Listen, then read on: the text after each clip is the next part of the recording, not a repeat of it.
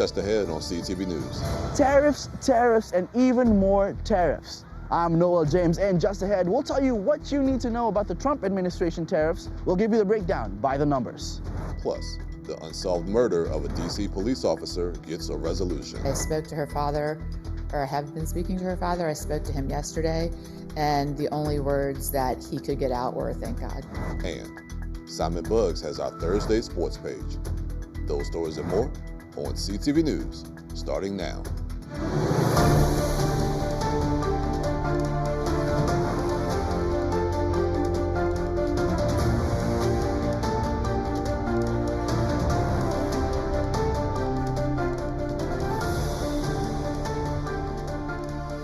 Good evening. This is CTV News for August 7th. I'm Katera Jones. And I'm Jonathan Hunter. Thanks for joining us. With President Trump imposing tariffs on America's trading partners, prices of everything from electronics to cars and groceries are expected to go up. That's right, Jonathan. CTV's Noel James leads us off tonight with the numbers. After months of delays and extensions, President Trump's comprehensive tariffs took effect just after midnight, and boy, are they widespread. Now, most imports will face a baseline of 10%, with the overall average tariff rising up to 17%. That's the highest since the Great Depression of 1935. A wide variety of products will be hit in this wave. Among the list, appliances from the European Union, Japanese cars, Chinese food, furniture and toys, and televisions from South Korea. President Trump celebrated the moment online, saying billions of dollars in tariffs are now flowing into the United States.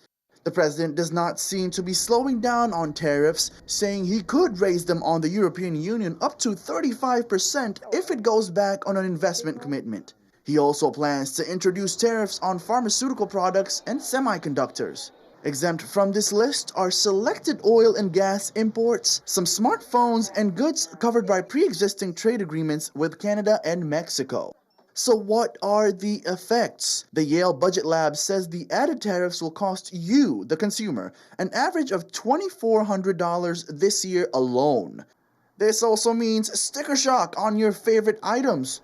Shoe prices will be up 40% and clothing will be up 38%. Experts have noted all-time highs in stock indices, but they say those gains are because of technology and bets on AI.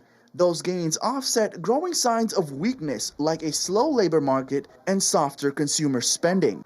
Now, economists also warn as higher tariff rates creep up, stagflation and even a recession might become more likely in the future.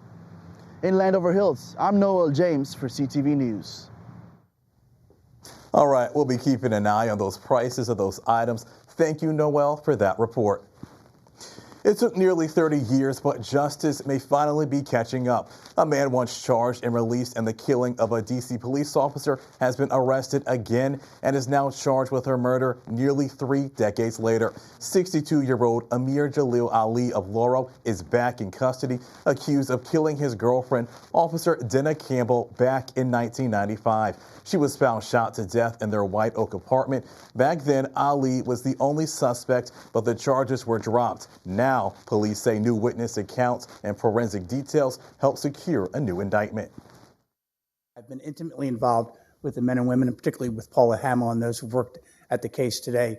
And I'm intimately familiar with what the facts that are in this charging document, and supported the action that was taken by the police. I'm thankful for our cold case unit, who was also able to investigate over the years the case. And so I would say that, yeah, it's definitely like, there's like a little bit of emotion and a little bit of peace for me. Happy tears, though. Happy tears. I'm so glad we came to this point. I always knew that we would. I never gave up hope. While this arrest won't erase the pain of losing Dina, we hope that it does bring some resolution and sense of peace to everyone involved. I've been waiting for this for years. I almost didn't believe this day would happen, but I'm glad that it did. She deserves this. And Campbell, a 4-year veteran, is remembered for her quiet heroism, for the chilling warnings she gave about the man she feared most. Now, nearly 30 years later, that man is back behind bars and due in court on August 13th. Prince George's police have released a video of a suspect wanted for a recent murder and need your help to identify him. Take a look at your screen. This is the suspect riding a bicycle to and from the scene of the shooting. This is at the 13,200 block of Laurel Bowie Road on July 25th around 10 p.m. Officers found 33-year-old William Askew in the roadway suffering from gunshot wounds. He died on the scene. A $25,000 reward is being offered for information leading to an arrest and indictment in this case. And County Executive Aisha Braveboy kicked off the Strike Force 311 initiative today. The Strike Force will clean up abandoned cars, debris, overgrown vegetation and lots, and fix non-functioning streetlights and other public nuisances. Braveboy launched this service in front of a site in Prince George's County that will benefit from it. The administration promises to tackle the backlog of more than 27,000 PGC 311 requests under the Project Elevate umbrella. Braveboy says the concerns submitted have impacted the quality of life for people who live in Prince George's County. When I got here, I was told that some of these complaints may take up to 365 days. And I said, to pick up trash? I don't think so. And that's why we are initiating this strike force, so that we can have rapid response, so that we can be responsive to the residents here in Prince George's County. Reportedly, over the past 30 days, the Braveboy administration has already collected 71,000 pounds of litter and mowed over 500 acres of grass. Meantime, County Executive Aisha Braveboy is defending one of her top executive appointment picks, despite the fact that he was previously fired by the county. All of this surrounds Dr. Samuel Moki, the acting director of the Department of the Environment. Reports show that Moki was fired from the same agency back in 2014 for, quote, gross negligence. His firing was due to Moki failing to properly manage the county's stormwater pollution management program. Moki challenged his termination in court, and the judge upheld the firing.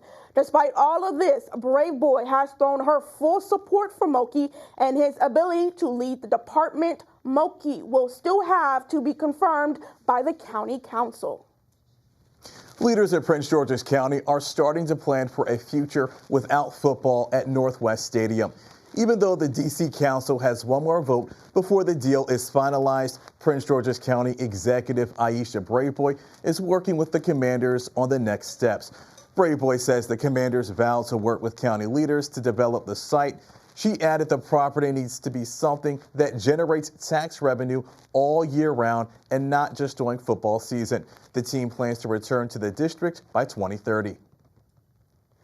Heat-related deaths and illnesses in Maryland are spiking this season, sending nearly 1,500 people to emergency rooms across the state. The Maryland Department of Health says there have been 25 heat-related deaths in Maryland so far this season. Emergency room and urgent care visits have already exceeded last year's total between May and September. Baltimore, Montgomery, and Prince George's counties have each seen 3 deaths this year. The majority of heat-related deaths have been in people ages 65 and older, with 21 deaths so far this year. The USDA announced a multi-million-dollar grant to tackle invasive catfish in the Chesapeake Bay. The blue catfish species feeds on everything, including crabs, a beloved staple right here in Maryland. Local fishermen say the number has exploded in recent years and have caught more than 4 million pounds of the fish. Experts believe 1 billion pounds of the fish are in the bay. The Secretary of Agriculture announced a grant of $2 million to buy the catfish for food banks and an extra $6 million to grow the industry. You're watching CTV News. I'm Jonathan Hunter. And I'm Katara Jones. Coming up, interim Superintendent Dr. Sean Joseph who's been leading the county school district for 30 days. And after the break, find out more of some of his accomplishments.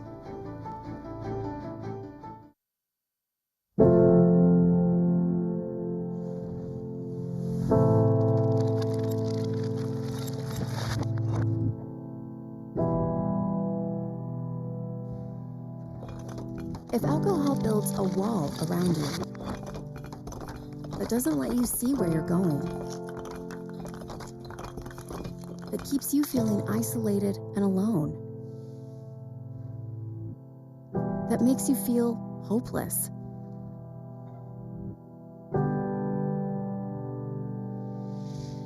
know this. We're here to help if you want us to. It's never too early or too late to ask for help with a drinking problem. Alcoholics Anonymous, there is a way out. For more information, visit aa.org and download the Meeting Guide app. Welcome back. The county school district's top leader marks his first 30 days in office. Interim Superintendent Dr. Sean Joseph was appointed to lead the Prince George's County school system back on June 13th after Millard House II parted ways with the school district. Since taking over, Joseph has held his 9 virtual town hall meetings, accelerated bus driver recruitment, and worked with the county's teachers union on a tentative contract. Moving forward, Joseph says he will focus on the needs of the county's special education students and tackling chronic absenteeism. The Department of Juvenile Services named a new superintendent of schools just 2 months into the tenure of Secretary Betsy Fox Tolentino. David Pender was selected for the job. He will oversee the education of more than 2,400 students in the Juvenile Services Education Program. Pender is taking over after a scathing report was released which detailed poor living conditions at DJS facilities. Pender most recently served as the Superintendent of Instruction for the District of Columbia Public Schools. A county-run library in District 2 is shining a spotlight on the artwork of young local artists. When you walk through the halls of the Hyattsville Branch Library, you will notice several canvases hanging on the walls. Now, these pieces of art were created by teens and young adults through the library's Therapy Through Art program. The initiative was funded through a grant from the Urban Libraries Council, and Olympic artist Jesse Rodales, who's from the county, assisted the emerging young artist. This program was offered in July of this year on Wednesday evenings and Saturday mornings. We had 25 youngsters come, and these were folks between the ages of 16 to 24, so that was the young adult spectrum. Well, I think people are interested in creative expression and finding ways to do that. Art lends itself to that. Happy to say Hyattsville has a vibrant arts district, and of course the Route 1 corridor in general does. Ramirez says the artwork will remain on display for about a month. And the city of Bowie is accepting applications for its arts, education, and community outreach grants. The grants can be used for organizations centered on the well-being of the community and mural artists who are inspired to keep the city beautiful. Applicants don't have to be Bowie residents. However, the proposed program should directly benefit Bowie residents.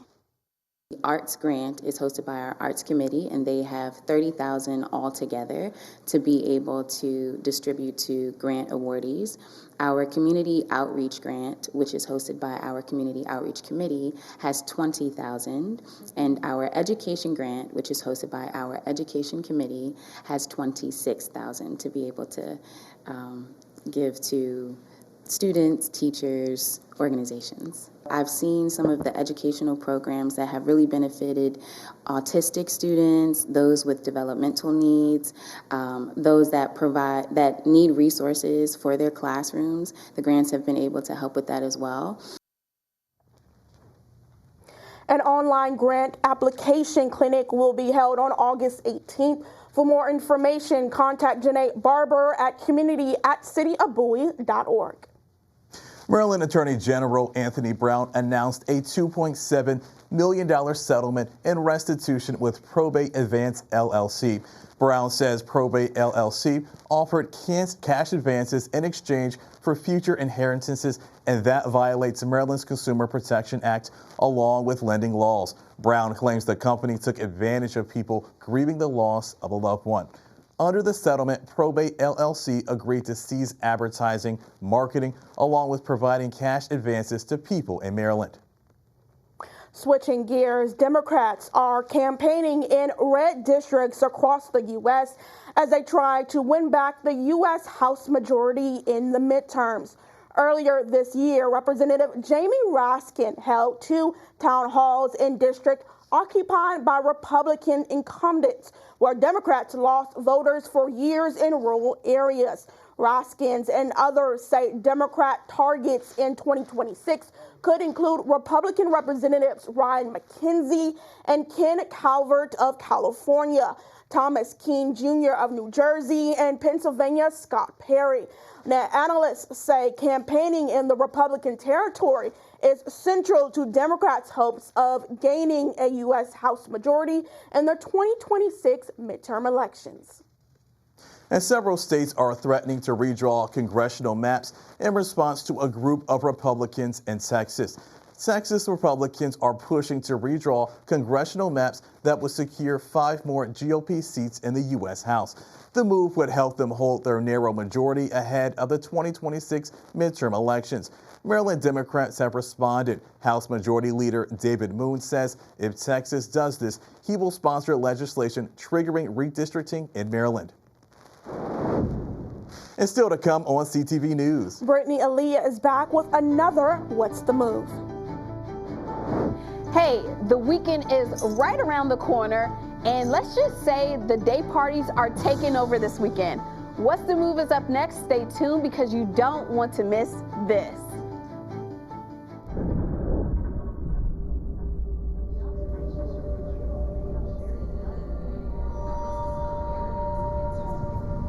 It's cancer.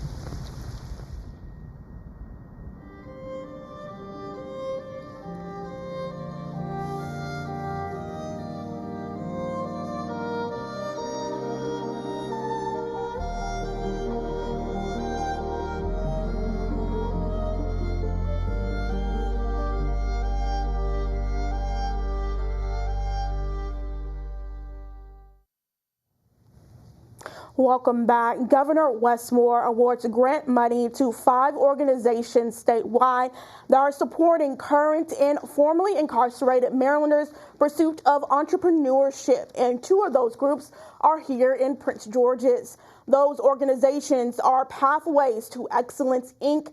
and X is Possible, LLC, who are both based here in the county. These groups, along with 3 other organizations, are recipients of the New Start Grant Program and will each receive $20,000. The initiative supports entrepreneurship training and reentry services for current and formerly incarcerated residents. Shoppers in Maryland will soon be able to enjoy buying some items tax-free this coming week.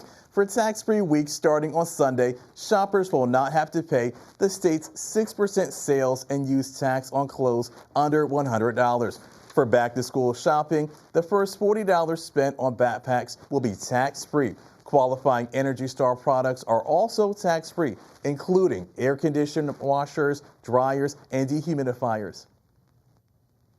The top tennis center in the DMV area announces the hiring of the next CEO. Martin Blackman will become the next CEO of the Junior Tennis Champions Center starting on October 1st. Blackman isn't a stranger to JTCC, as he previously served as the director from 2024 to 2028. He also has a decade of experience as the general manager for the United States Tennis Association Player Development. Blackman plans to focus on strengthening community partnerships and evaluating player and coach development. The weekend's almost here, and that means fun is just getting started. That's right, and I hear there's lots of day parties, concerts, and even something special for the dads. CTV's Brittany Aaliyah is back with another segment of What's the Move to help us get the party started. What's going on, everybody? Happy Thursday. Let me just say this. If you ever wanted to be outside this summer, this would be the weekend to do it, all right? Don't worry, I checked and the weather is going to be perfect for two of the biggest day parties of the season. They're on Saturday, but before I hip you, let me just start the weekend off right. Tomorrow night, ladies and gentlemen, the one, the only, Jodeci is touching down at the MGM National Harbor. Show starts at 8, and look, if you are not singing your heart out tomorrow night to Forever My Lady or Come and Talk to Me, then that's a real problem, okay? I need the air mic up to the mouth, belting the lyrics, because Jodeci has been that group for years. Make sure you go check them out tomorrow. All right, I have to mention Truth, and if you don't know who I'm talking about the most raw, honest, and one of the most realist relationship experts, giving us all the game online. He goes by Truth Hurts, and so many people know about this man. He's doing his Nothing But the Truth live uncut show at Iconic Live tomorrow at 8 p.m. And if you need an unfiltered and uncut but fun experience where you might laugh, you might even cry, then go check him out, because Truth is that dude, and he's going to give it to you straight up, like period. We love Truth. So people have been asking, Brittany, what's up with the day parties? And I get it. You want to be outside. So let me hip you to the biggest day party of the season. We're starting off strong with the Broccoli DC block party at Bullpen near Nats Park. Listen, this block party is shutting down the Bullpen. If you know, you know. Mark my words, the DJ lineup is going to be crazy, and they're even having surprise pop-ups. The turn-up is from 2 p.m. to 10 p.m., and I'm telling you, this one right here, you don't want to miss this one. Then you also have the DMV party in the park on Saturday at the festival lot in Largo. Gates open at 1 p.m. and this one is just as big. It is. They've got music, food, good vibes. This is a lit outdoor event that's the perfect way to kick back and just relax with family, friends. Just come on out. And that's not even it for Saturday, because the Dad Games DMV in Upper Marlboro is back too. It's literally the Olympics for dads. I mean, I saw diaper changing, grocery carrying, grilling, and even trash can basketball. Oh my God, what a fun way to highlight the dads, the future dads, even the father figures out there. Oh, and did I also mention they're giving away first place cash prizes? Yes, starts at 10 a.m. and this is going to be a fun and hilarious time. Lastly, everybody has been waiting for this brother duo to drop their new music. I'm so excited. And now Clips is on tour for Let God Sort 'Em Out album. Pusha T and Malice will be at Eagle Bank Arena on Saturday at 8. And when I tell you, I am like, oh my goodness, I'm so excited, and I hope you are too, because this is long overdue, okay? That wraps up What's the Move for this week. From day parties to concerts, it's always so much going on in the DMV, and there's no excuse not to get out and live a little. I'm Brittany Aaliyah, and tune in again next week for more on the hottest events around town. Have a great weekend, everyone. Jonathan, it looks like there are a lot of fun events happening this weekend. Yeah, when I saw that Dad Games, I was like, oh wow, this looks like some pretty cool stuff. I know. You going to sign up? Probably not, but it looks like a fun event. All right. Well, still to come on CTV News. Simon Buggs has our own Thursday sports page. Hey there, everybody. Don't go anywhere, because I got the chance to talk to two local athletes in basketball player Kevon Corley and football player Malik Washington. Hear what the two had to say right after this commercial break. Stay right there.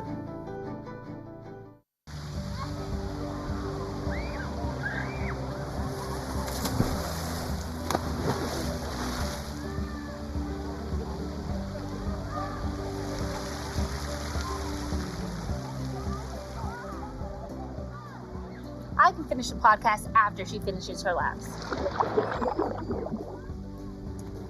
My fantasy team isn't as important as this cannonball.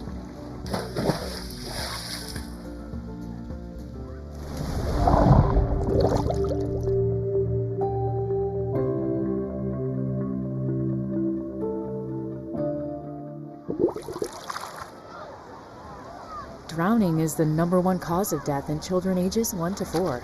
88% of children who drown are under some form of adult supervision. A friendly reminder from the YMCA that your eyes can save lives. Visit phonesdowneyesup.org to take the Water Safety Pledge today.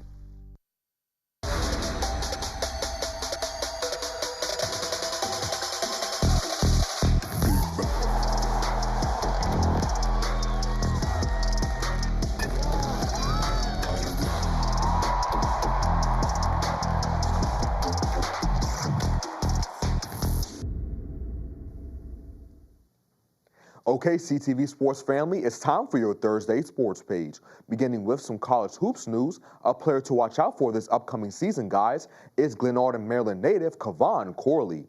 Corley is headed to the nation's capital to play for UDC this season after previously playing for Bowie State. The rising junior is currently lighting it up for Team Village Select in the Pitts League. I caught up with him after one of the team's games, and he told me what made him want to play for UDC and the type of player the Firebirds are getting. It was just the coaching staff. They got like a whole bunch of belief in me. They told me I was one of the guys that they missed last season. So they want me to be a big piece of the team. So that's what I'm looking forward to doing. They're getting a guy that can score the ball, get everybody involved, rebound, play defense, and just an all-around player pretty much. Now, I do hate that you had to leave my Bowie State Bulldogs, Kevon, but it's all good. I forgive you. Good luck this season, man. Meantime, another Maryland native that's looking to make an impact at the collegiate level is Terps signal caller Malik Washington. Washington is in his freshman season in Terpsville after previously playing high school ball at Archbishop Spalding. And the 6'5", 231-pounder gave his thoughts on the biggest difference between playing at the high school and college level. In the spring, it was probably the speed of the game, just trying to get used to it. Everybody out here is pretty good. Everybody out here is fast. Everybody is big, strong, and physical. So just getting used to, not being the best player on the field anymore. Now it's like you're out here with a bunch of guys who are the best player in high school, and now being able to get everybody together and see, what works and what doesn't. And switching gears to the NFL world, there's a lot of players to be excited about that have joined the Washington Commanders this offseason. One of them being wide receiver Deebo Samuel. Samuels will surely add a different dynamic to the team's offense as he can be used in multiple different ways. Head coach Dan Quinn spoke recently and touched on what it's been like coaching the All-Pro, as well as his relationship with offensive coordinator Cliff Kingsbury. He's a fun guy to coach, Deebo is. I knew the player, but you didn't know, who the man was. And so, great work ethic, easy to coach. And so for him and Cliff, he's also pretty easy to find those plays that makes him so unique. You've seen some of them, and there'll be some things that people haven't seen, of how we'll feature him. So that relationship's growing strong. Samuel and the rest of the team will take the field for their first preseason game against the New England Patriots tomorrow at 7:30. I can't wait. And moving on to news from the major leagues, the Orioles took down the Phillies in their final game of the series, 5-1. They will now shift their focus to their series against the Oakland Athletics beginning tomorrow at 7:05. And the Birds minor league affiliate and the Chesapeake Bay Sox will be in Akron tonight taking on the Rubber Ducks. First pitch is at 6:35. And that wraps up your Thursday sports page. Simon Bucks, CTV Sports. And thanks, Simon, for that information. Let's get a look at our 3-day weather forecast. Tonight will be partly cloudy out. Tomorrow will be mostly sunny with a high of 82. Saturday will be sunny with a high of 84 and a low of 65. Sunday is going to be 86 degrees and sunny to kick off the week. And for our community calendar this Sunday, Apostolic Faith Deliverance Temple is hosting a back-to-school blitz. Bring the kids to this free event for some food, face painting, haircuts, and even braids. This event is from 2 to 5 p.m. at the Fort Washington Neighborhood Park. For more information, contact the church at 301-637-7087. And that wraps up CTV News for now. Thanks for joining us. We're going to see you again tomorrow. Have a great night, everyone.